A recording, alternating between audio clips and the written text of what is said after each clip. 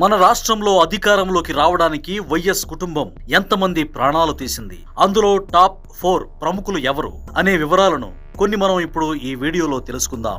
Number 1, YS Vivekananda Reddy. కడపలో అడ్డు వస్తున్నాడని భావించి రాజకీయంగా తన ప్రాబల్యం నిరూపించుకోవడానికి సొంత బాబాయినే అతి కిరాతకంగా దారుణంగా జగన్ గొడ్డలతో నరికి చంపించాడు. కడపలో ఎంపీ అవినాష్ రెడ్డి, అతని తండ్రి భాస్కర్ రెడ్డి ఈ హత్యలో కీలక పాత్ర పోషించారు. వివేక మరణం తర్వాత ఈ కేసుతో ముడిపడి ఉన్న 6 వ్యక్తులు కూడా అనుమానాస్పద రీతిలో చనిపోయారు.